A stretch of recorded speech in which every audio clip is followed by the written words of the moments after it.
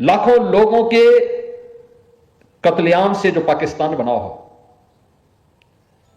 वह आज भी हिंदुस्तान को डसने के लिए हर प्रकार के षड्यंत्रों में लिप्त है। जहां 20 लाख लोगों का कत्लेआम किया जा रहा हो, कांग्रेस जैसे दलों को यह एक प्रशासनिक निर्णय दिखता था। यह वही कांग्रेस है जिसने 1984 में भारत के अंदर सिखों का कत्लेआम करवाया था। यानी यह वही कांग्रेस है जो लगातार एक तरफ देश के अंदर भाई भाई को लड़ाने का काम कर रही थी और दूसरी तरफ तुष्टीकरण की नीति पर चल करके देश को एक और विभाजन की ओर धकेल रही थी। दोस्तों, योगी जी ने कांग्रेस और पाकिस्तान को आड़े हाथों लेते हुए कहा कि लाखों लोगों के नरसंहार से बने पाकिस्तान अभी भी भारत को नुकसान पहुंचाने की साजिशों में लिप्त है। उन्होंने बताया कि कैसे विभाजन की त्रासदी को भुला दिया गया और उन नागरिकों को कैसे निशाना बनाया गया जो भारत के मूल निवासी थे, जैसे हिंदू, सिख, बौद्ध, जैन। दोस्तों, योगी जी ने कांग्रेस की विभाजन को एक प्रशासनिक निर्णय मानने के लिए कड़ी आलोचना भी की। उन्होंने कहा कि जहां 2 करोड़ लोग बेघर हुए और 20 लाख लोगों का कत्लेआम हुआ, कांग्रेस नेता जश्न मना रहे थे और तुष्टीकरण की राजनीति में लगे हुए थे। उन्होंने आरोप लगाया कि कांग्रेस ने 1947 में देश के साथ धोखा किया। योगी जी ने प्रधानमंत्री मोदी जी का आभार व्यक्त किया, जिन्होंने 15 अगस्त 2021 को विभाजन विभीषिका स्मृति दिवस मनाने का जो कार्यक्रम लागू किया। तो आगे और योगी जी क्या कहते हैं सुनते हैं, देखते हैं पूरा वीडियो। चलते हैं वीडियो में। लाखों लोगों के कत्लेआम से जो पाकिस्तान बना हो, वह आज भी हिंदुस्तान को डसने के लिए हर प्रकार के षड्यंत्रों में लिप्त है, हर प्रकार के षड्यंत्रों में लिप्त है। और सबसे बड़ी बात कि इतनी बड़ी त्रासदी के बाद हम इन चीजों को देखते होंगे कि इस दिवस को पूरी तरह विस्मृत सा कर दिया गया। विभाजन की त्रासदी के शिकार हुए उन नागरिकों का कसूर क्या था? वे तो भारत के नागरिक थे, भारत के धर्म के साथ जुड़े हुए थे। कोई हिंदू, सनातनी हिंदू था, कोई सिख था, कोई बौद्ध था, कोई जैनी था, लेकिन उन्हें उस विभत्सता का शिकार, उस भीषण बर्बरता का शिकार होना पड़ा था। यह कह देना कि विभाजन, एक सनातन राष्ट्र को विभाजन की ओर धकेल देना, सृष्टि के आदि से जो देश एक था,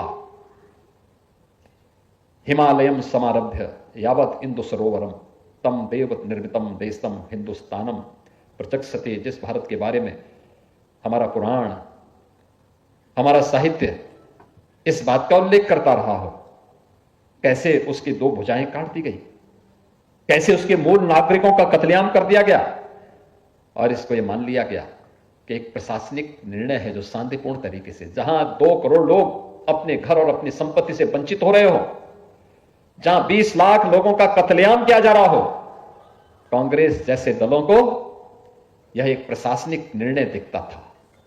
जैसे 2 भाइयों की संपत्ति का विभाजन हो,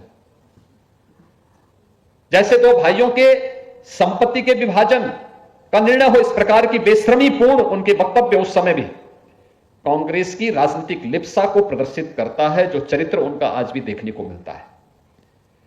इन्होंने 1947 में देश के साथ धोखा दिया और इसको एक प्रशासनिक निर्णय मान करके, एक शांतिपूर्ण प्रशासनिक विभाजन का निर्णय बता करके देश की जनता की आंखों में धूल झोंकने का काम किया था। किस तरीके से रावलपिंडी से, मुल्तान से हिंदू और सिखों का, बौद्धों का पूरी तरह सफाया किया गया। किस तरीके से उन्हें बहन बेटियों की इज्जत के साथ खिलवाड़ किया गया। ट्रेन की ट्रेन भर के आती थी, उनके सिर कलम कर दिए जाते थे। बहन और बेटियों की इज्जत के साथ खिलवाड़ हो रहा था, लेकिन कांग्रेस के नेता देश के अंदर जश्न मनाने में लगे थे, संपत्ति बनाने में लगे थे। किसी को स्मरण नहीं हुआ देश के अंदर हर उस बड़ी त्रासदी का स्मारक बना, स्मृति दिवस मनाया गया। जलियांवाला बाग की विभत्स घटना का स्मारक बना है। उस दिवस पर हम उन वीर बलिदानियों का स्मरण करते हैं। उत्तर यहां लखनऊ में काकोरी ट्रेन एक्शन के क्रांतिकारियों के प्रति श्रद्धा का भाव व्यक्त करने के लिए वहां पर स्मारक बना हुआ है, हम उनका स्मरण करते हैं। गोरखपुर के चौरी चौरा में शहीद स्मृतिका बनी हुई है, वहां पर हम उन क्रांतिकारियों का स्मरण करते हैं। लेकिन विभाजन की त्रासदी हुई इन 20 लाख लोगों के लिए कोई संग्रहालय नहीं, कोई स्मृति स्थल नहीं, कोई स्मारक नहीं, उनके बारे में कोई बोलने वाला नहीं। बहनों और भाइयों, यह स्थिति क्यों पैदा हुई?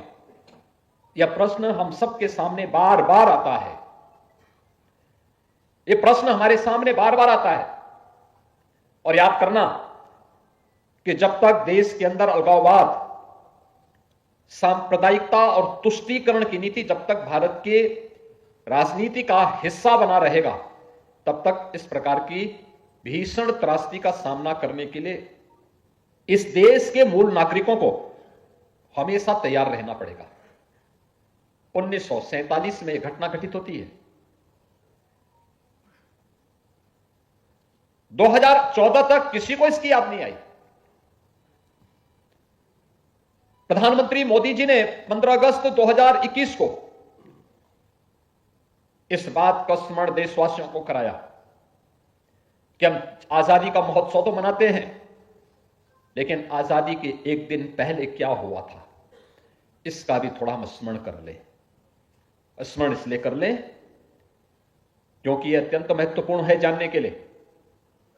कि स्मरण इसलिए महत्वपूर्ण है कि आजादी के एक दिन पहले कितना बीभत्स घटना घटित हुई थी, और उससे पहले भी कैसे कांग्रेस के लोग इस तुष्टीकरण की राजनीति के सामने नतमस्तक थे, कैसे उनके सामने सिर झुका करके जिन्ना की अराजकतापूर्ण, वैमनस्यतापूर्ण और उस घुटन भरे माहौल को बर्दाश्त कर रहे थे।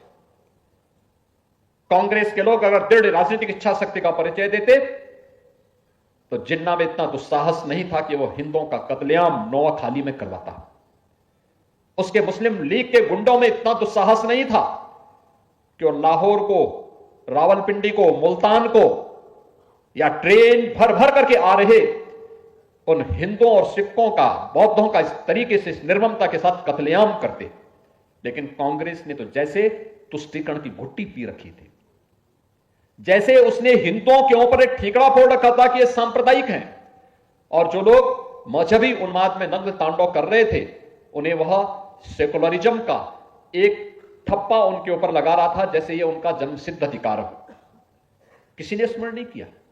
पहली बार हम आभारी हैं प्रधानमंत्री मोदी जी के, जिन्होंने इसे स्मृति दिवस के रूप में, विभाजन विभीषिका स्मृति दिवस के रूप में हम सबके सामने वर्तमान पीढ़ी को इस समझने और जानने के लिए यह अवसर दिया है। आपने देखी होगी, लघु फिल्म अभी आपने देखी है, किस प्रकार का अत्याचार था, किस प्रकार की भीषण अत्याचार हो रहे थे, किस प्रकार की विभीषिका थी, कैसे अपने घर और अपनी संपत्ति से लोग वंचित हो रहे थे, और जो लोग आ रहे थे उनके लिए न कोई मुआवजा, उनके लिए न कोई संपत्ति, उनके लिए न कोई किसी प्रकार का कोई राहत पैकेज, उनके लिए तत्कालीन कांग्रेस सरकार ने कोई भी अन्य ऐसी व्यवस्था ही नहीं की। मुझे याद है जब मैं सांसद था, जम्मू कश्मीर के अंदर, जम्मू के अंदर पश्चिमी पाकिस्तानी शरणार्थियों के साथ उनको किसी भी व्यवस्था का हिस्सा नहीं बनाया गया था। मुझे 1-2 बार उनके बीच जाने का अवसर प्राप्त हुआ था, और हम आभारी हैं प्रधानमंत्री मोदी जी के, जिन्होंने पाकिस्तान से, बांग्लादेश से, अफगानिस्तान से आए हुए हिंदुओं के लिए, सिखों के लिए, बौद्धों के लिए, जैनियों के लिए, इन सभी के लिए सिटीजनशिप अमेंडमेंट एक्ट के माध्यम से भारत की नागरिकता दी, और भारत के अंदर भारत के नागरिक को मिलने वाली सभी बुनियादी सुविधाओं के साथ उन्हें जोड़ने का निर्णय लिया और प्रभावी ढंग से उसे लागू किया। और आप देखते होंगे जब सिटीजनशिप अमेंडमेंट एक्ट लागू हो रहा था तब कांग्रेस इसके खिलाफ खड़ी हो गई थी, तब समाजवादी पार्टी इसके खिलाफ खड़ी हो गई थी, तब आरजेडी इसके खिलाफ खड़ी हो गई थी, तृणमूल कांग्रेस इसके खिलाफ खड़ी हो गई थी, वामपंथी दल इसके खिलाफ खड़े हो गए थे कि यह नहीं मिलना चाहिए। यानी पीड़ितों को न्याय, दुनिया का हिंदू प्रताड़ित होगा तो कहां जाएगा, सिख प्रताड़ित होगा तो कहां जाएगा, बौद्ध प्रताड़ित होगा तो कहां जाएगा। एक ही शरण स्थली है, वह हिंदुस्तान है, भारत है। भारत के सिवाय कोई दूसरी शरण स्थली उनके लिए नहीं है। क्या स्थिति थी 1947 में? अगर कांग्रेस ने इस विभाजन की, इस विभीषिका के लिए कांग्रेस जिम्मेदार है, तो पाकिस्तान और बांग्लादेश के अंदर होने वाले अत्याचार के लिए भी कांग्रेस बराबर की जिम्मेदार है। याद करिए 1947 में पाकिस्तान के अंदर हिंदुओं की संख्या ये 20% थी, आज ये 2% रह गई है।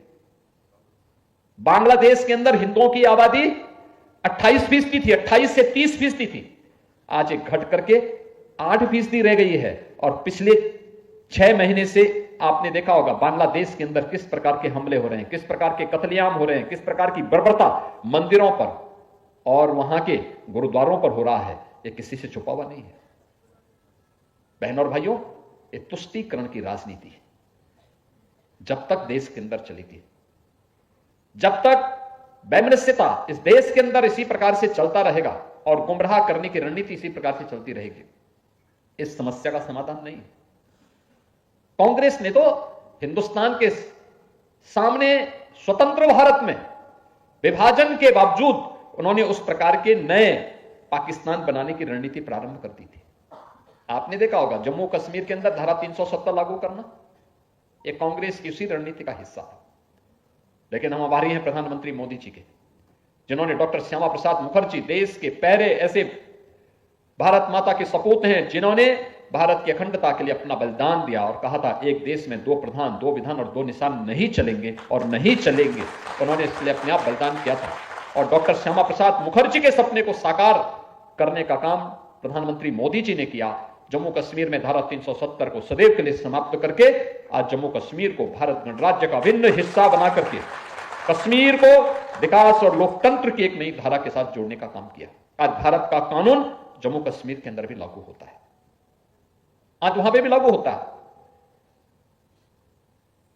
लेकिन कांग्रेस के द्वारा जो विभाजन की खाइयां और चौड़ी करने के प्रयास हो रहे थे, जो षड्यंत्र प्रयास हो रहे थे, आज भी वो यही कर रहा है, आज भी वो यही कर रहा है, गुमराह करती है। याद करिए, ये वही कांग्रेस है जिसने स्वतंत्र भारत में बाबा साहब डॉक्टर भीमराव अंबेडकर के न चाहने के बावजूद धारा 370 कश्मीर में लगाई। ये वही कांग्रेस है जिसने 1975 में देश को आपातकाल में इस देश पर थोपने का काम करके देश के संविधान का गला घोंटने का काम किया था। और यह वही कांग्रेस है जिसने 1984 में भारत के अंदर सिखों का कत्लेआम करवाया था। यानी ये वही कांग्रेस है जो लगातार एक तरफ देश के अंदर भाई भाई को लड़ाने का काम कर रही थी और दूसरी तरफ तुष्टीकरण की नीति पर चल करके देश को एक और विभाजन की ओर धकेल रही थी। और आज फिर वह मतदाता सूची के नाम पर देश की जनता को गुमराह करने का काम कर रही है। क्या कांग्रेस और उसके सहयोगी दल 14 अगस्त 1947 के इस बीभत्स कृत्य के लिए उन परिवारों से, भारतवासियों से और दुनिया के हिंदुओं से माफी मांगेगी? क्या यह माफी मांगेगी? कश्मीर में अपने पाप के लिए माफी मांगेगी? 1975 में देश के संविधान का गला घोंटने का जो पाप किया था, लोकतंत्र का गला घोंटने का जो काम किया था, क्या इसके लिए माफी मांगेगी? और 1984 के कत्लेआम के लिए भी क्या देशवासियों से फिर से माफी मांगेगी? बहनों और भाइयों, हमें यह प्रश्न हर कांग्रेसी से पूछना चाहिए, उस हर व्यक्ति से पूछना चाहिए जो सेकुलरिज्म के नाम पर देश के अंदर तुष्टीकरण की पोषक नीतियों को लागू करके भारत को पुनः विभाजन के गर्त की ओर भेजना चाहते हैं। उन सब से प्रश्न किए जाने की आवश्यकता है। सच पर बहुत देर तक धूल नहीं झोंकी जा सकती। सत्य हमेशा सत्य होता है और हमें उस सत्य को स्वीकार करना होगा, हमें उस सत्य की ओर बढ़ना ही होगा। और सत्य यह है कि भारत की मजबूती के लिए आज हम सबको प्राणपण से जुट करके कार्य करना होगा। जातिवाद की राजनीति, क्षेत्र और भाषा के नाम पर विभाजन, समाज में किसी भी प्रकार के वाद को बढ़ावा देकर के भारत की राष्ट्रीयता को, भारत के राष्ट्रवाद को अगर कोई कमजोर करता है तो भारत का हितैषी कतई नहीं हो सकता है, कतई नहीं हो सकता है। यह हम सबको याद रखना होगा। आज के इस अवसर पर मैं उन सभी परिवारों के प्रति जिन्होंने अपनों को खोया था 1947 में, उन सब के प्रति अपनी संवेदना व्यक्त करता हूं। उन सभी नागरिकों के प्रति जिनके लिए इस देश के अंदर 1947 के बाद तत्काल जिनके लिए कहीं ना कहीं कोई स्मारक बनना चाहिए था, संग्रहालय बनना चाहिए था, उनके प्रति मैं इस अवसर पर विनम्र श्रद्धांजलि अर्पित करूंगा। और 14 अगस्त को जो आधिकारिक स्मरण दिवस के रूप में हम विभाजन विभीषिका स्मृति दिवस के रूप में मना रहे हैं, इसके प्रति विभाजन संग्रहालय और डिजिटल आर्काइव के लिए प्रधानमंत्री जी की घोषणा के लिए उन्हें मैं हृदय से उनका आभार व्यक्त करता हूं। शरणार्थी परिवारों के लिए जो योजनाएं और जीवित बचे लोगों के लिए गवाही का दस्तावेजीकरण, इन सब के माध्यम से होगा ही, साथ साथ पीड़ित परिवारों के लिए नागरिक संशोधन अधिनियम के माध्यम से जो व्यवस्था लागू की है उत्तर प्रदेश के अंदर, ऐसे परिवारों के लिए हम लोगों ने एक बड़ी कार्य योजना आगे बढ़ाई है। उत्तर प्रदेश के अंदर ऐसे लोग जो नागरिकता से वंचित थे, उन्हें अब तक इस कार्रवाई को पूरा करते हुए जमीन आवंटन की बड़ी कार्रवाई को उत्तर प्रदेश सरकार आगे बढ़ाने का कार्य कर रही है, जिसमें बिजनौर, पीलीभीत, लखीमपुर खीरी, रामपुर, इन सभी जनपदों के हमारे सर्वे के काम पूरे हो गए हैं और बहुत शीघ्र इस बड़े कार्यक्रम को हम आगे बढ़ाने जा रहे हैं।